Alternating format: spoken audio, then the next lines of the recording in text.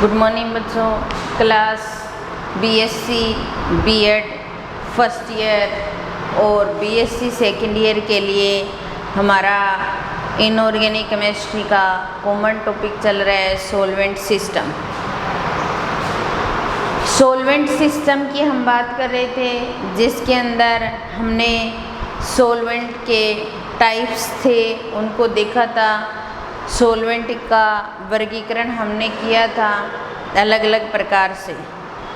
उसके बाद में हमने शुरुआत की थी विलायकों के सामान्य लक्षणों की या सामान्य गुणों की हम बात कर रहे हैं, जिसके अंदर हमने इसके गुणों को दो भागों में डिवाइड किया था। एक थे भौतिक गुण और दूसरे थे रासायनिक गुण। भौतिक गुणों के अंदर इनके टेम्परेचर से संबंध रखते हैं, इनका द्विध्रुव गुण से, डाइलेक्ट्रिक कोएफिशिएंट से, या फिर इस प्रकार के जो श्यानता, ये जो गुण होते हैं वो भौतिक गुणों के अंदर रखा हमने। और रासायनिक गुणों के अंदर रासायनिक अभिक्रिया करवाएंगे और उससे इनमें क्या चेंज आएगा। तो इस आधार पर हमने पहले फिजिकल प्रॉपर्टी या भौतिक गुणों में गलनांक और क्वथनांक की बात की। मेल्टिंग एंड बॉइलिंग पॉइंट, गलनांक व क्वथनांक। अब देखिए गलनांक क्या होता है। जब हम किसी भी ठोस पदार्थ को गर्म करते हैं और गर्म करते जाते हैं और एक अवस्था ऐसी आती है जहाँ पर वो द्रव में चेंज हो जाता है, वो पॉइंट उसका गलनांक पॉइंट होता है या गलनांक बिंदु होता है या मेल्टिंग पॉइंट होता है। हम उसको मेल्ट कर रहे हैं तो हम क्या करते हैं, ठोस से द्रव में बदल रहे हैं तब उसका गलनांक करते हैं। और जब हम उसको द्रव से वाष्प में बदलते हैं तो उसका क्या करते हैं, बॉयल करते हैं।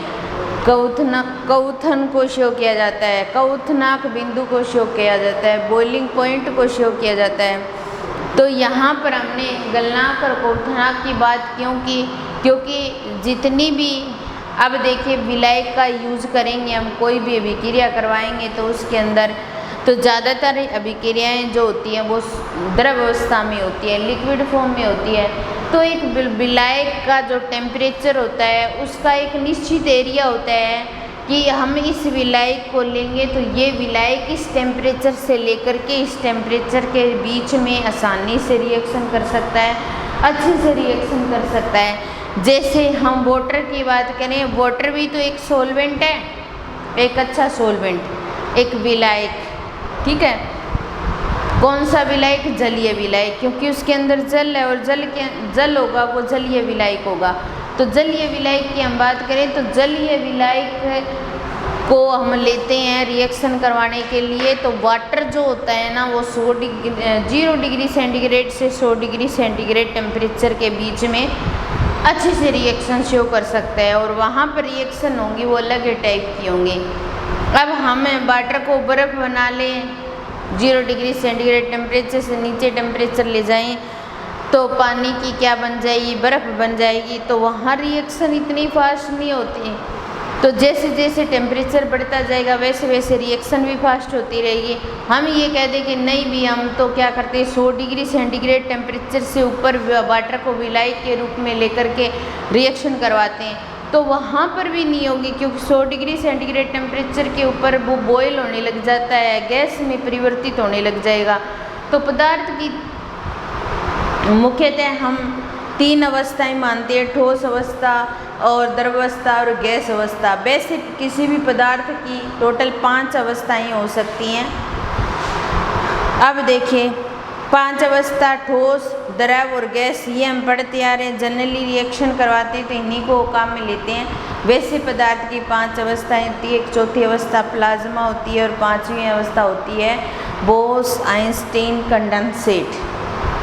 ये 2 अवस्थाएं बाद में खोजी गई थी, लेकिन जनरली हम कोई रिएक्शन करवाते हैं तो हम इन 3 अवस्थाओं को लेते हैं, जिसमें से ज़्यादातर रिएक्शन जो होती हैं वो द्रव अवस्था में हो सकती है। तो अगर हम गलनांक क्वथनांक की बात करें तो इसका एक ताप क्षेत्र होता है, विलायक काम में लेते हैं, तो उस ताप क्षेत्र के अंदर ही वो विलायक रिएक्शन कर सकता है। जैसे जल के लिए हम ताप क्षेत्र की बात करें, जल के लिए ताप क्षेत्र जल के लिए ताप क्षेत्र की अगर हम बात करें तो इसका ताप क्षेत्र 0 डिग्री सेंटीग्रेड टेम्परेचर से 100 डिग्री सेंटीग्रेड टेम्परेचर के बीच में होता है। अब देखिए NH3 को हम काम में ले रहे हैं। NH3 के लिए ताप क्षेत्र, क्योंकि NH3 भी क्या है, एक विलायक है, वो जलीय विलायक नहीं है लेकिन अजलीय विलायक तो है। कहीं ना कहीं हम विलायक के रूप में अमोनिया को भी काम में लेंगे, NH3 को भी काम में लेंगे, तो इसका द्रव ताप क्षेत्र जो होगा वो क्या हो जाएगा, -77.8 डिग्री सेंटीग्रेड टेम्परेचर से -33 डिग्री सेंटीग्रेड टेम्परेचर। ज़्यादातर रिएक्शन करने का जो ताप क्षेत्र होता है वो इस प्रकार होता है। उसके बाद में भौतिक गुणों के अंदर दूसरे भौतिक गुण की बात करें हम, द्विध्रुव आघूर्ण।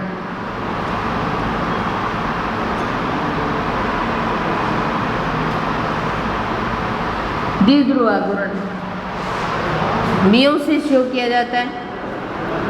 2 पॉइंट्स हैं हमारे पास, इनके बीच की जो दूरी होती है उसको हम किससे शो करते हैं, D से शो करते हैं। इनके बीच में लगने वाला जो आवेश होता है वो E होता है। तो हमारे पास ध्रुवीय सहसंयोजक बंध वाले जितने भी अणु हैं उनका एक सिरा पॉजिटिव होगा और एक नेगेटिव सिरा होगा, और उस पॉजिटिव और नेगेटिव सिरे के बीच की दूरी D हो जाएगी, और उनके बीच में लगने वाला आवेश जो होगा वो E होगा। तो द्विध्रुव आघूर्ण जो है वो किसके बराबर हो जाएगा, D × E के बराबर। तो द्विध्रुव आघूर्ण को हम इस प्रकार निकाल सकते हैं। अब देखिए इनके दो बिंदुओं के बीच की दूरी को हमने D माना, और D जितनी ज़्यादा होगी उनके अंदर ध्रुवीय आघूर्ण उतना ही ज़्यादा होगा, उनके अंदर ध्रुवीय प्रवृत्ति उतनी ज़्यादा होगी, और वो द्विध्रुव आघूर्ण का मान भी क्या हो जाएगा, अधिक हो जाएगा। तो द्विध्रुव आघूर्ण का मान अगर अधिक होता है तो उनके अंदर ध्रुवीय प्रवृत्ति ज़्यादा पाई जाएगी, वो एक अच्छे विलायक माने जाएंगे, वो आसानी से विलय को अपने अंदर घोल सकते हैं, और जो हमारे पास विलय पदार्थ जो है उसको अधिक आकर्षण बल से अपनी तरफ आकर्षित करेंगे। तो इस प्रकार द्विध्रुव आघूर्ण का मान अगर ज़्यादा होता है तो वो एक अच्छा विलायक माना जाता है। तीसरा,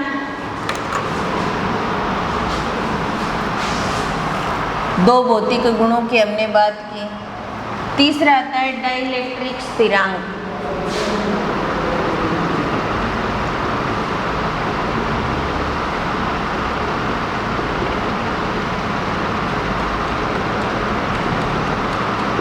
डाइलेक्ट्रिक स्थिरांक। अब देखिए किसी विलायक को जो विलयशील अवस्था में है, ठीक है, उसके विद्युतीय आवेश को उदासीन करने की जो क्षमता होती है उसको हम डाइलेक्ट्रिक स्थिरांक से शो कहते हैं। तो जो कोई भी विलायक होता है उसका डाइलेक्ट्रिक स्थिरांक को इस प्रकार व्यवस्थित करते हैं अपने, जैसे हमारे पास कोई भी आयनिक क्रिस्टल है और आयनिक क्रिस्टल के मध्य धनायन या ऋणायन के मध्य कुलाम्बिक आकर्षण बल लग रहा हो, कुलाम्बिक आकर्षण बल को F से शो करते हैं। लग किसके बीच में रहा है, धनायन और ऋणायन के बीच में लग रहा है, ठीक है। कुलाम्बिक आकर्षण बल जो है वो ऋणायन और धनायन के बीच में लग रहा है। तो ये बराबर हो जाएगा F बराबर Q1 पॉजिटिव और Q2 नेगेटिव। ऐसा आपने पढ़ा होगा फिजिक्स के अंदर कुलाम्बिक आकर्षण बल को। अब देखिए यहाँ पर Q1 व Q2 जो है वो किसको शो कर रहे हैं, आवेश को।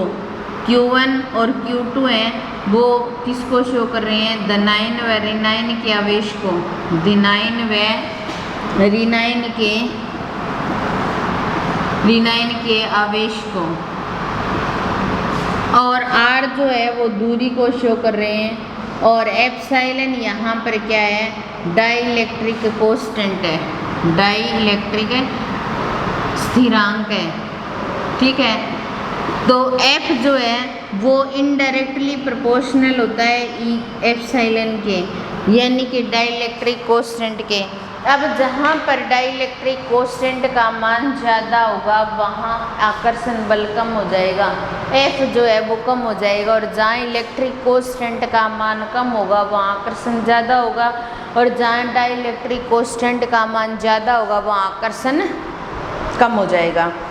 तो अब देखिए यहाँ डाइलेक्ट्रिक कोएफिशिएंट की अगर वैल्यू ज़्यादा हो जाए तो आकर्षण बल कम हो जाएगा, विलायक के कण वो आपस में एक दूसरे को आकर्षित नहीं कर पाएंगे इतना, तो इस कंडीशन में वो किसी भी विलयशील पदार्थ को अपने अंदर आसानी से घोल सकते हैं। तो इसीलिए यहाँ पर अपने डाइलेक्ट्रिक कोएफिशिएंट का मान रखा जाता है कि भी डाइलेक्ट्रिक कोएफिशिएंट का मान जितना ज़्यादा होगा वो विलायक उतना ही अच्छा माना जाता है। क्यों माना जाता है? क्योंकि डाइलेक्ट्रिक कोएफिशिएंट का मान जितना ज़्यादा होगा उस विलायक के कणों के मध्य का जो आकर्षण बल है वो कम हो जाएगा, वो विलायक के कण एक दूसरे को अट्रैक्ट नहीं करेंगे, और वहाँ हम कोई भी विलेय पदार्थ उनके अंदर डाल दें तो वो आसानी से उसको अपने अंदर घोल सकते हैं और विलयन बना सकते हैं और एक अच्छा विलायक साबित हो सकता है। तो यहाँ पर हम जितने भी टाइप के विलायक लेते हैं तो उनके डाइलेक्ट्रिक कोएफिशिएंट का मान अलग अलग होता है। जैसे हम जल की बात करें तो जल के लिए डाइलेक्ट्रिक कोएफिशिएंट का मान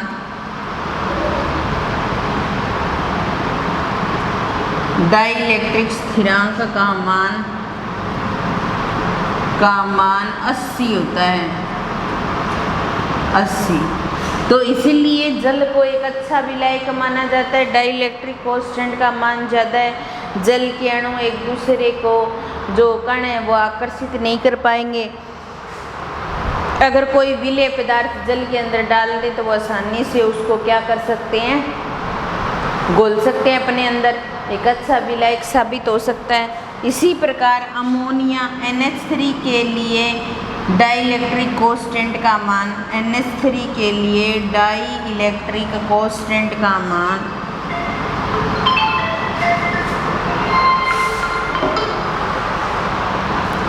डाइलेक्ट्रिक स्थिरांक का मान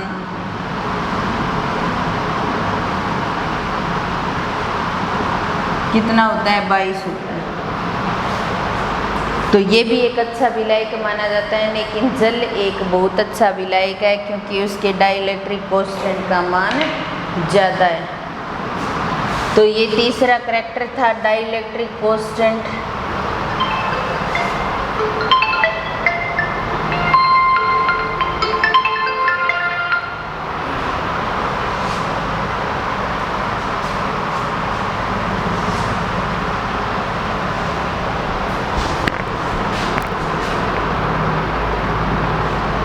उसके बाद में हम अगले करैक्टर पर आते हैं, विद्युत चालकता। अगला भौतिक गुण जो है हमारा वो क्या है, 3 भौतिक गुण कर लिए। चौथा विद्युत चालकता।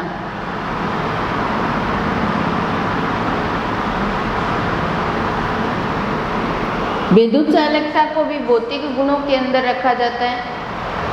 कुछ विलायक जो ऐसे होते हैं जिनके अंदर स्वतः आयनन की प्रवृत्ति पाई जाती है, अपने आप आयनों में टूट जाते हैं। स्वतः आयनीकरण की जब प्रवृत्ति अगर उनके अंदर होगी तो वो विद्युत के अच्छे चालक माने जाते हैं, क्योंकि कोई भी पदार्थ जो होता है वो जितना जल्दी आयनों में टूटता है, जितने जल्दी आयन्स इलेक्ट्रोड की तरफ गमन करते हैं उसकी विद्युत चालकता उतनी ही ज़्यादा होती है, वे विद्युत के उतने ही अच्छे चालक माने जाते हैं।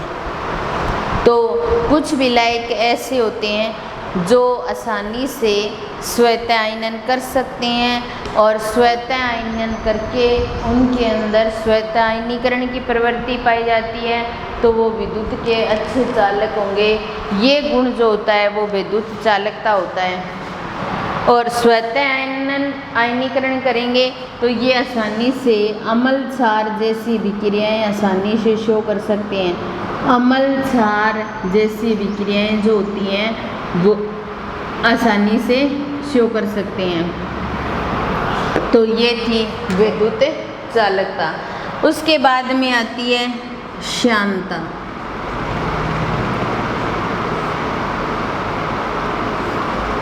द्रवों के बहने का जो गुण होता है उसकी फॉर्म में हम यहाँ पर एक करैक्टर लेते हैं श्यानता। जितने भी जो गाढ़े द्रव होंगे उनकी श्यानता अधिक होगी और वो इधर उधर जल्दी से गमन नहीं कर सकते।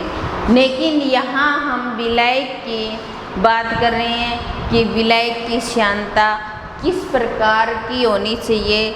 तो हम ये कहते हैं कि विलायक जो हम काम में ले रहे हैं अगर उसकी श्यानता कम है तो वो एक अच्छा विलायक माना जाएगा। श्यानता कम होगी तो वो विलायक जो है वो गतिशील अधिक होगा, उसकी गतिशीलता अधिक होगी तो द्रवों के बहने का जो गुण होता है उसको एक फॉर्म में लिया जाता है। वो फॉर्म ही क्या होती है? श्यानता होती है। जैसे शहद गाढ़ा होता है तो उसकी श्यानता अधिक होती है और जो विलायक जितना पतला होगा उसकी श्यानता उतनी कम होगी। वो आसानी से उतनी ही जल्दी गति कर सकता है और एक अच्छा विलायक साबित हो सकता है। उसके बाद में नेक्स्ट करैक्टर आता है प्रोटॉन बंदूकता।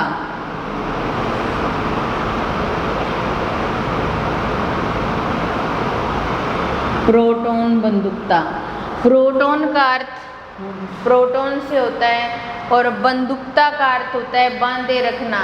तो कोई भी द्रव पदार्थ होता है हमारे पास, हम जो विलायक काम में ले रहे हैं वो कोई द्रव पदार्थ अगर काम में ले रहे हैं विलायक की फॉर्म में तो वो जितना ज़्यादा प्रोटॉन को बांधे रखने की प्रवृत्ति रखेगा या अपने कह सकते हैं कि प्रोटॉन के साथ जो बंध बनाने की प्रवृत्ति होती है उसे प्रोटॉन बंदूकता कहा जाता है। अब देखिए हम विलायक तंत्र के अंदर बात करें। अब देखिए जैसे हम ले लेते हैं अमोनिया, एक तो ले लिया हमने अमोनिया और एक ले लें हम वाटर। तो ये भी विलायक है और ये भी विलायक है, ये जलीय विलायक है और ये अजलीय विलायक है। अब दोनों की प्रोटॉन बांधे रखने की प्रवृत्ति किस प्रकार की होती है? तो जो अमोनिया है उसकी जो प्रोटॉन बंधुता जो होती है वो जल की अपेक्षा अधिक होती है। वो प्रोटॉन को जल्दी बांधे रखने का काम करती है। जैसे एग्जाम्पल के लिए हम कुछ रिएक्शन लेंगे, जैसे एक तो हम लेते हैं एसिटेमाइड और एक लेते हैं यूरिया। तो जो एसिटेमाइड और यूरिया जो होते हैं वो तो क्या करते हैं, जलीय विलयन के अंदर अगर जल में घोल दिया जाए तो जल में वो दुर्बल क्षार की तरह व्यवहार करेंगे। लेकिन अगर उन्हीं एसिटेमाइड और यूरिया को अमोनिया के अंदर घोल दिया जाए तो वो क्या करेंगे, अम्लीय गुण प्रदर्शित करेंगे। क्यों? क्योंकि NH3 के अंदर प्रोटॉन को बांधे रखने की प्रवृत्ति ज़्यादा होती है, वो प्रोटॉन को बांध कर रख सकता है। इसीलिए अमोनिया की प्रोटॉन बंधुकता वाटर से ज़्यादा होती है। जैसे कुछ रिएक्शन के माध्यम से करें हम तो CH3 C double bond O और NH2 ये होता है एसिटेमाइड और H2N C double bond O और NH2 ये होती है यूरिया। तो एसिटेमाइड और यूरिया ले लिया हमने। अब हम क्या करेंगे, इसकी वाटर के साथ रिएक्शन करवाएं तो CH3 C double bond O और ये NH3 में कन्वर्ट हो जाएगा और ये OH नेगेटिव देगा। यहाँ पर वाटर के साथ रिएक्शन करवाई जाए तो H2N C double bond O और NH3 इस पे पॉजिटिव और OH नेगेटिव। तो इस कंडीशन में ये क्षार की तरह व्यवहार कर रहा है और इस कंडीशन में भी ये क्षार की तरह व्यवहार कर रहा है। तो वाटर के पास प्रोटॉन बांधने की कम क्षमता पाई जाती है। अगर यही रिएक्शन हम अमोनिया के साथ कराएं, अमोनिया को विलायक के रूप में ले लें, तब क्या होगा? CH3 C double bond O और NH नेगेटिव और NH4। तो ये अम्ल की भांति व्यवहार करेगा यहाँ पर। इसी प्रकार एसिटेमाइड को ले लें, एसिटेमाइड तो ले लिया, यूरिया को ले लें, तो H2N C double bond O और NH नेगेटिव और NH4 पॉजिटिव। अब देखिए अब आप बता सकते हैं कि वाटर से ज़्यादा अमोनिया की प्रोटॉन बंधुता है। अमोनिया ने क्या किया? एक एक प्रोटॉन को बांध लिया अपने साथ। प्रोटॉन के बांधे रखने की जो प्रवृत्ति होती है उसे ही प्रोटॉन बंधुकता कहा जाता है। तो अमोनिया ने क्या किया? एक एक प्रोटॉन बांध लिया अपने साथ में, तो इनकी प्रोटॉन बंधुकता ज़्यादा पाई जाती है। और जो वाटर है उनके अंदर प्रोटॉन नहीं है, तो उनकी प्रोटॉन बंधुता इतनी नहीं होती। तो यहाँ पर ये क्षारीय प्रवृत्ति शो करते हैं और ये अम्लीय प्रवृत्ति। तो ये था प्रोटॉन बंधुकता, जिसके अंदर किसी भी द्रव पदार्थ में प्रोटॉन के साथ बंध बनाने की जो प्रवृत्ति होती है वो प्रोटॉन बंधुकता होती है। ये थे हमारे भौतिक गुण जिनकी हमने बात की। सबसे पहले गलनांक क्वथनांक की बात की कि जो भी विलायक हम लेंगे वो द्रव अवस्था में ज़्यादातर रिएक्शन करेंगे, उनका एक ताप क्षेत्र होगा, उसके साथ ही ये रिएक्शन कर सकते हैं। द्विध्रुव आघूर्ण की बात की कि द9 बेरीनाइन के दो बिंदुओं के बीच की दूरी d और उनके बीच का जो आकर्षण बल, बीच में लगने वाला जो आवेश है, आवेश और दूरी का गुणनफल ही द्विध्रुव आघूर्ण होता है। फिर हमने डाइलेक्ट्रिक कांस्टेंट की बात की, विद्युत चालकता की बात करी, जिनके अंदर स्वतः आयनन की क्षमता पाई जाती है, वो मल क्षार अभिक्रिया आसानी से शो कर सकते हैं। श्यानता और प्रोटॉन बंधुता, ये कुछ भौतिक गुण थे जिनकी हमारी चर्चा कंप्लीट हो गई। रासायनिक गुणों की बात हम नेक्स्ट क्लास में करेंगे। आज की क्लास यहीं समाप्त करते हैं। धन्यवाद।